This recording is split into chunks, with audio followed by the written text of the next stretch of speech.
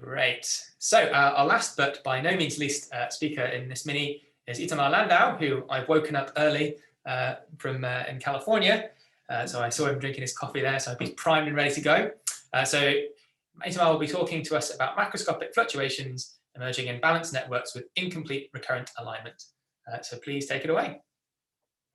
Thank you very much. Thanks for the invite. And yeah, I'm deep into my second cup of coffee over here. I told Kyle I hope the early morning hour will also slow down the pace a little bit. So yeah, I'll be talking to you all about work for my PhD, the last project from my PhD with Chaim Sopolinsky at the Hebrew University. It touches on a couple previous works that I may get to mention. And so the outline, I'll tell you about the broad aim, the broadest strokes, and the theoretical modeling framework that we pursue, which is the dynamic balance of excitation and inhibition. And then the main focus is this model that we study, which is a generalization of dynamic EI balance. And we'll study that model throughout the rest of the talk, first beginning with a concept we call aligned connectivity and the dynamics that emerge there. And then what happens when that connectivity is misaligned. So in the broadest strokes, what my PhD was all about was thinking about the relationship between structure and dynamics. As we all know, we're in really the era of large-scale experimental neuroscience now. This last decade has really moved us forward, both in terms of the structure, in the sense of, for example, advances in dense connectomics using electron microscopy. And here, my focus is really local cortical circuits, although once you're modeling, models can have implications in all kinds of places. And certainly, we've seen advances in terms of the dynamics, in terms of large-scale recordings of neuron activity simultaneously. And at the broadest strokes, my focus throughout my PhD was to try to understand what can theory tell us about the relationship between structure and dynamics, and that you really need to have a strong theoretical framework, in particular with regards to the dynamical state that you assume the network to be in order to really approach that question and make sense of also eventually experimental data regarding both structure and dynamics. So the theoretical framework here is the excitation and inhibition balance. And so very briefly, I hope some of you have some familiarity, but very briefly, the idea in this modeling approach, which has become canonical to describe the neural activity in local cortical circuits, is that each neuron in a local cortical circuit receives a large number of incoming synapses. Number n is representing the total number of neurons in the network. So a neuron would get order of magnitude n incoming synapses. And each of those synapses in this framework is strong. So strong is modeled in the sense that it's 1 over square root of n scaling of a single synapse relative to the threshold, so that the net input current, let me just check that you guys can see my mouse. I can't even see my mouse right now, so. I'm not sure I can see your mouse. Yeah, let me see here. I'm sorry about that. Where's the zoom function here? I tried it out yesterday. Sorry about that.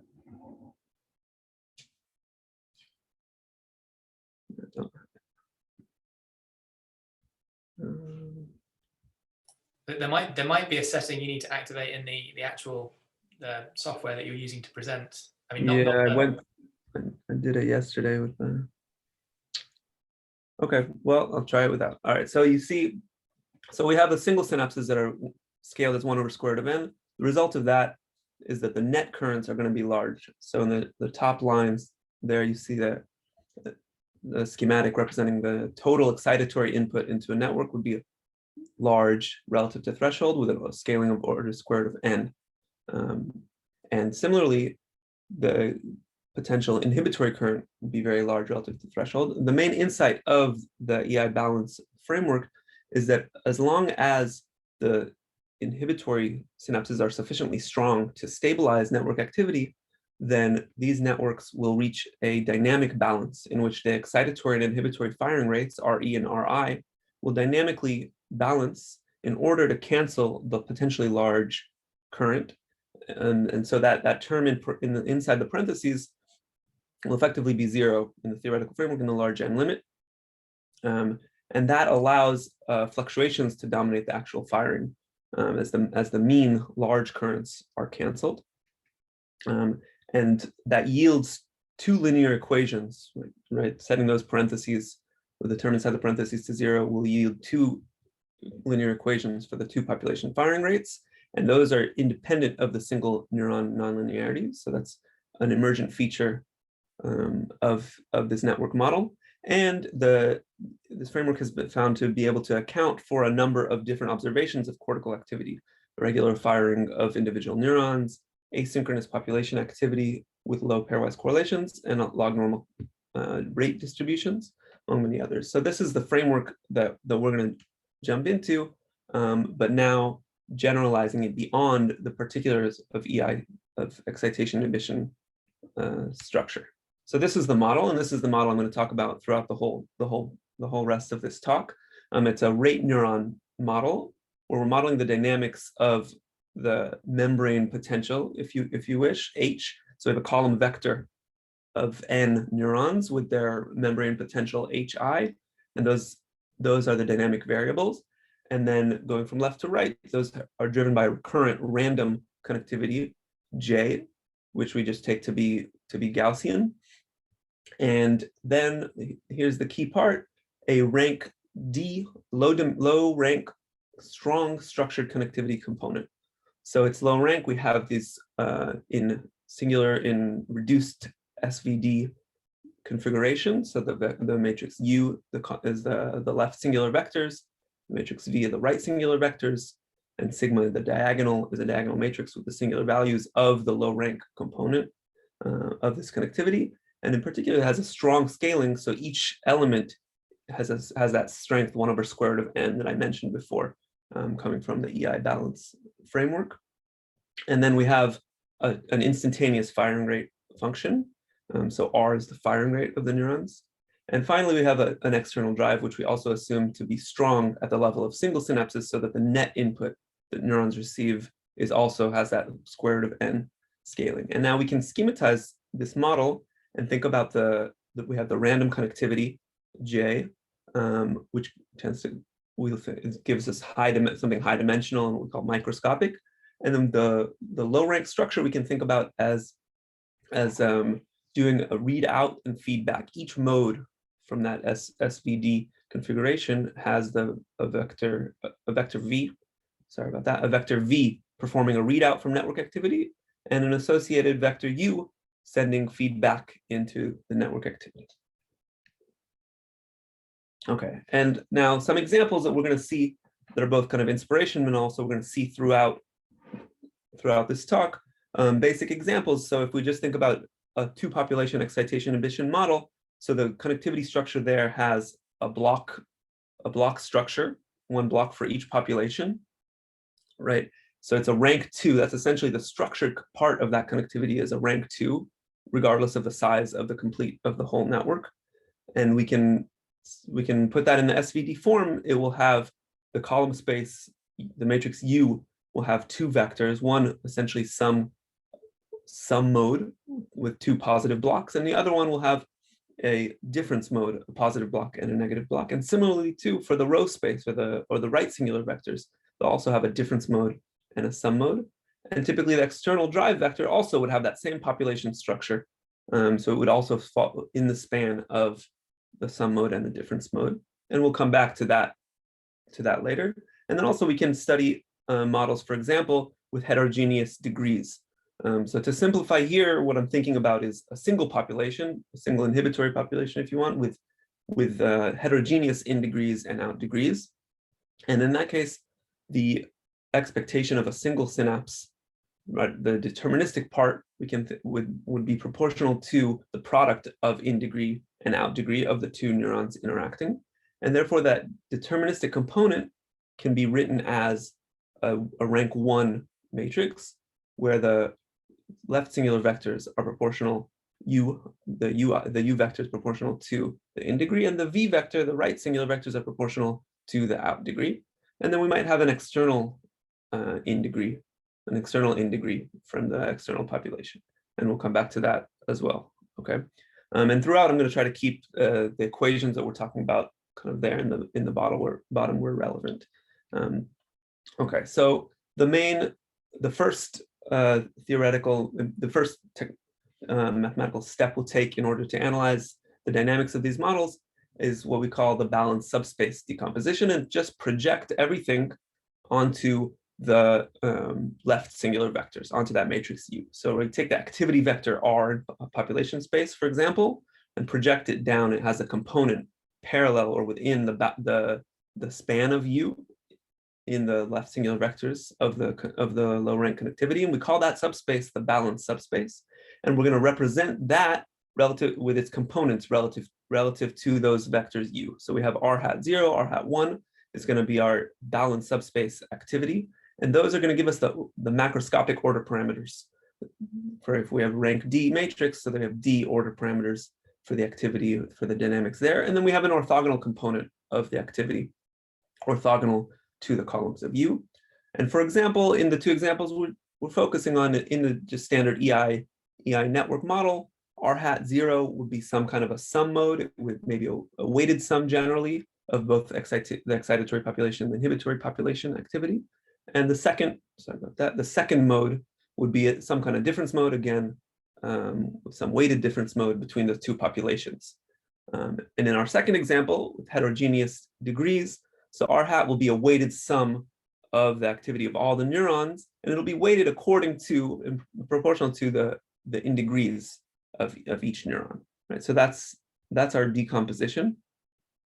And we can do that to decompose the dynamics as well, right? So we write the dynamical variables, project that also into onto the columns of U, the left singular vectors of our dynamics, to give us a d-dimensional dynamics on the left side in the balance, what we call the balanced subspace, and n-dimensional dynamics in the orthogonal subspace. Okay, so we'll focus first on the dynamics in the balanced subspace, the d-dimensional dynamics, right, in the subspace defined by the matrix U, by the column vectors. And what we introduce here is a concept called alignment. So we say a low rank connectivity is aligned if the span of its left singular vectors is equal to the span of its right singular vectors, span U equals span V. We call that full recurrent alignment. For example, in our EI case, that's exactly what we have. The U and V vectors have the exact same span. They're both either a sum mode or a difference mode.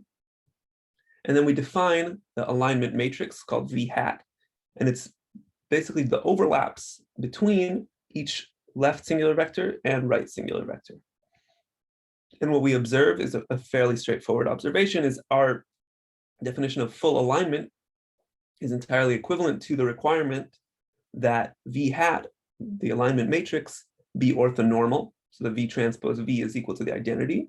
And it's also equivalent to the requirement that you can write V, the right singular vectors of the low rank component of connectivity. You can write it simply as some kind of a rotation of U, including potential flips, right? So V equals U times V hat. Okay, so we use that assumption for now of aligned connectivity, aligned recurrent connectivity. Sorry about the misaligned figure here. So we use that full alignment criterion to go back to our dynamics in the balanced subspace. And we see what happens when we plug in that expression for V. And we see here that when we plug that expression in for V, we wind up with a dynamics where V hat, the alignment matrix, is essentially playing a role of a recurrent connectivity matrix within that balanced subspace. And we have this nice form where we have the d-dimensional dynamics at least have the form of kind of looking entirely self-contained, right? The d-dimensional dynamic variables H hat have dynamics that depend on R hat. Of course, I've mentioned that R hat has a nonlinearity in there, so that includes also a contribution from the entire n-dimensional system. And I'll also mention that I've ignored here a small order 1 over square root of n contribution, which would come from the random components of connectivity. But so this is the description of the dynamics in the balanced subspace. And importantly, right, we have the square root of n term because by construction we put in strong synapses in the low rank structure. We have square root of n term leading so that the balanced subspace, the d-dimensional balanced subspace, has potentially very large input, just as we saw in the EI, classic EI framework. And that leads to a balance requirement. In order for the balanced subspace to avoid saturation by that strong current, so the balanced subspace firing rates, R hat, will have to dynamically reach the fixed point that will satisfy this linear equation, right? And with this framework, and in the case of of full alignment here, where V hat, the V hat matrix, the alignment matrix, in this case, as we said, is orthonormal, we can also in a nice form, it's got a nice aesthetic flavor, at least write down the solution to that balance equation in d dimensions, right? And so this balance requirement and the balance equation, this is a direct generalization of the EI balance equations with the same properties that the activity in this balanced subspace is linear with respect to external drive. And the balance equation itself, they're independent of the single neuron nonlinearity, as well as whatever's going on in the orthogonal subspace dynamics. Now, whether that balanced solution is actually obtained, that's definitely dependent on the nonlinearity, as well as the dynamics in the orthogonal subspace. But the balance equation is independent of those. Okay, now staying within the balanced subspace, we've reached that fixed point in order to avoid saturation. Now we can study the fluctuations within that balanced subspace, the macroscopic fluctuations in the d-dimensional balanced subspace, and writing down the equations for those fluctuations relative to the time average. We see that very small fluctuations in activities in R hat will lead to large or order 1 fluctuations in the dynamical variable H hat. And those we argue will cause violations of the balance equation. So therefore, the balance solution requires that we have small fluctuations in the dynamical variable, in the membrane potential delta H hat. And that in turn will require that the fluctuations in activity in the balanced subspace are even much smaller than 1 over square root of n. And indeed, that's what we find numerically, and I'll come back to that, is that the variance of the activity in these networks in the balanced subspace scales as 1 over n squared, so that the macroscopic fluctuations in the balanced subspace are suppressed. And this, just to point out, I'm assuming here that the external drive is totally constant. And this is also mentioned in a recent paper by Jonathan Cadmon. And so that's the picture in the balanced subspace is one that generalizes EI balance. We have a linear balance equation, and we have the suppression of fluctuations. And now moving over to the orthogonal subspace. So now we do the projection into the subspace orthogonal to the columns of the matrix U and study the dynamics there. And we introduce another concept of alignment, and here it's external alignment. We say the external input is aligned if the vector along which the external input enters the network is in the span, that should say the span of U, sorry for the typo. So if F is in the span of U, we call that external alignment.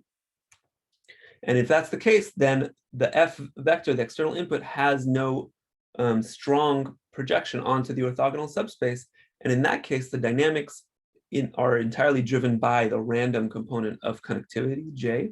And these dynamics are essentially identical to this classic work from Sampolinsky, Crisanti, Summers in 1988, where due to the random connectivity, the net input into, in this case, into the orthogonal subspace, but the net input is approximated by independent Gaussian processes. So eta I there, summing over all the random connectivity, is approximately Gaussian and independent. And this can be solved by a dynamic mean field theory. And these networks are well known to generate chaos. So the picture is that now in the orthogonal complement, the dynamics are driven by random connectivity that yield high dimensional and microscopic chaos.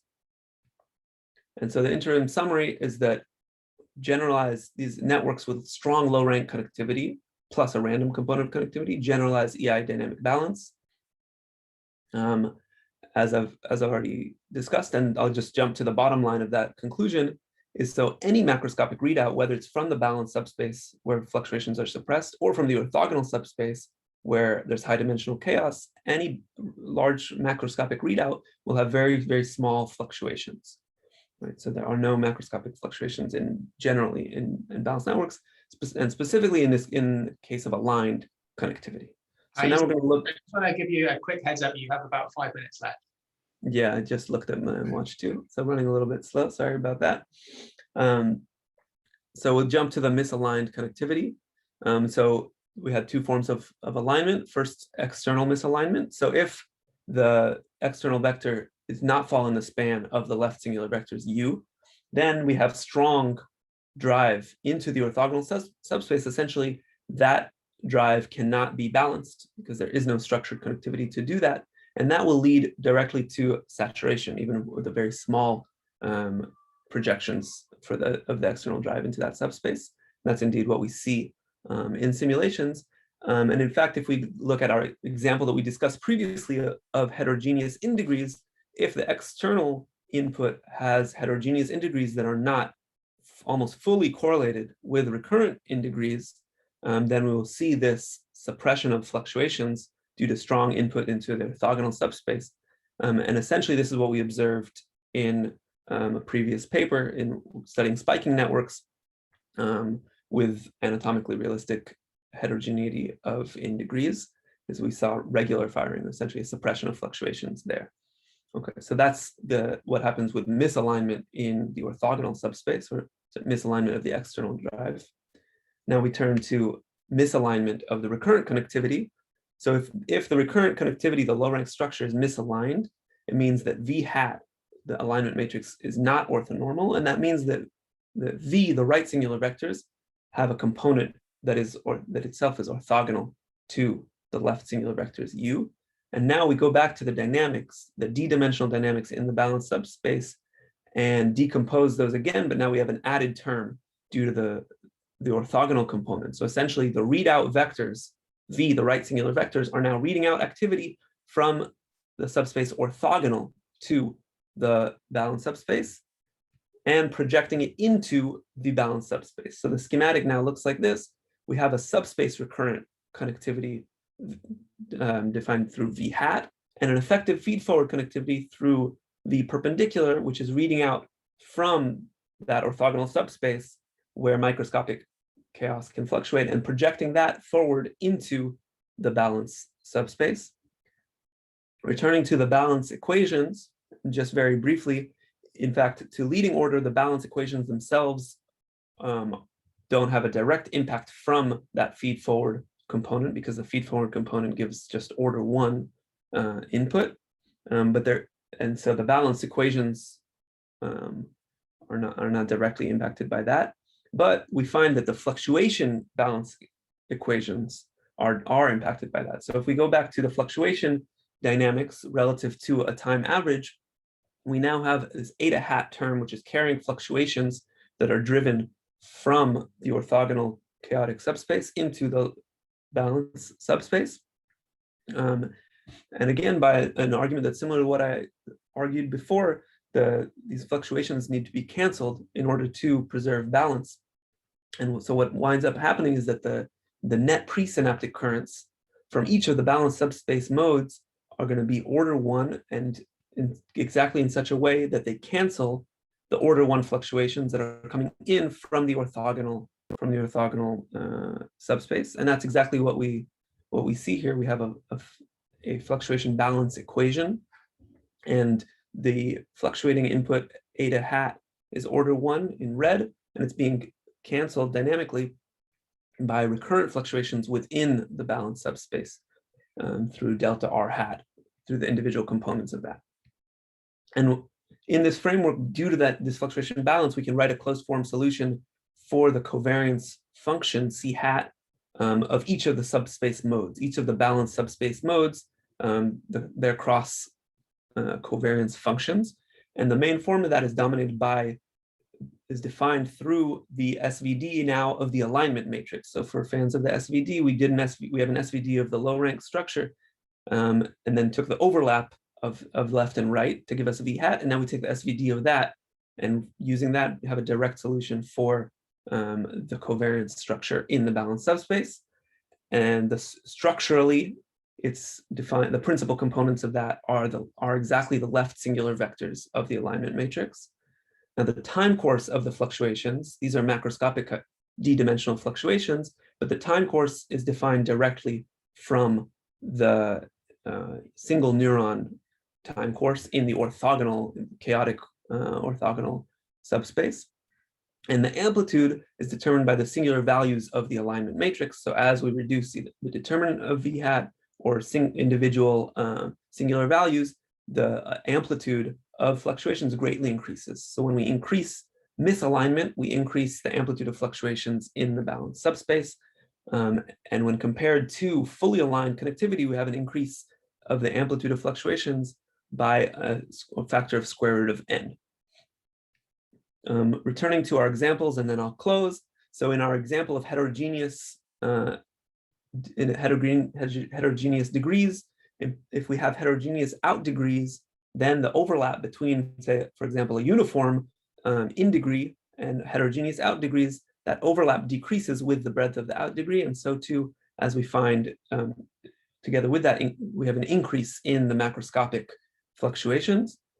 And finally, returning to EI structure, I said at the beginning that EI structure tends to be fully aligned, but there's a particular case of EI structure that's commonly studied in the field, which is this degenerate block matrix, where the connectivity strengths are independent of postsynaptic population. And in that case, we have a rank 1 structure that where U and V, their overlap is not 1, but smaller than 1. As we decrease the I to E ratio and come closer to instability, what we have actually is that decrease of alignment leads to a divergent prediction from our theory, and as the variance, and we see the variance there indeed increases.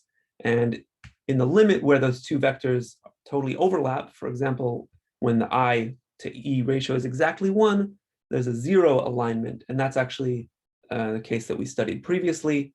And in that case, we have order 1 macroscopic fluctuations in the balanced subspace. So I'll close with that. I'll just briefly throw this at your eyes, but won't get to talk about that.